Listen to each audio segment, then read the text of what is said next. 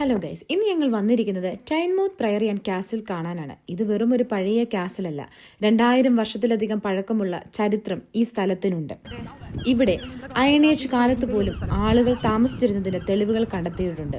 അതായത് ഇന്നത്തേക്കാൾ ആയിരക്കണക്കിന് വർഷങ്ങൾക്ക് മുമ്പ് തന്നെ ഈ പ്രദേശത്തിന് വലിയ പ്രാധാന്യമുള്ളതായി കാണപ്പെടുന്നു. ഇവിടെ ഒരു ആംഗ്ലോ സാക്സൺ മൊണാസ്ട്രി, അതായത് ഒരു പുരാതന മഠം സ്ഥാപിക്കപ്പെട്ടു. പിന്നീട് മിഡീവിയൽ പീരീഡ് അഥവാ മധ്യകാലഘട്ടത്തിൽ ഇവിടെ ഒരു പ്രധാനപ്പെട്ട പ്രയറി വളർന്നു. ഇന്ന് നമുക്ക് കാണാൻ കഴിയുന്ന പഴയ കല്ലുകൊണ്ടുള്ള പള്ളിയുടെയും മഠത്തിന്റെയും അവശിഷ്ടങ്ങൾ ആ കാലഘട്ടത്തിന്റെ ഓർമ്മകളാണ്.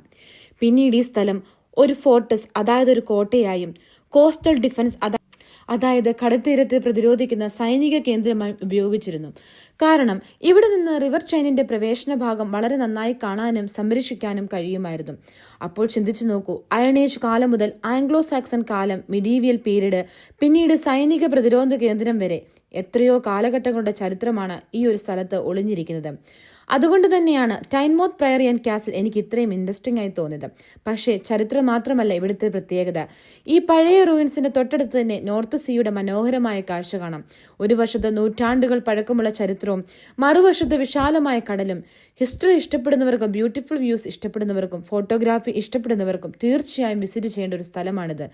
നോർത്ത് ഈസ്റ്റ് ഇംഗ്ലണ്ടിലേക്ക് വരികയാണെങ്കിൽ ടൈൻമൗത്ത് പ്രയറി ആൻഡ് കാസിൽ നിങ്ങളുടെ ട്രാവൽ ലിസ്റ്റിൽ തീർച്ചയായും ഉൾപ്പെടുത്തണം. കാരണം ഇവിടെ വരുമ്പോൾ നിങ്ങളൊരു പഴയ കാസിൽ മാത്രമല്ല കാണുന്നത്, ആയിരക്കണക്കിന് വർഷങ്ങളുടെ ചരിത്രത്തിലൂടെ ഒരു ചെറിയ യാത്ര തന്നെയാണ് നടത്തുന്നത്.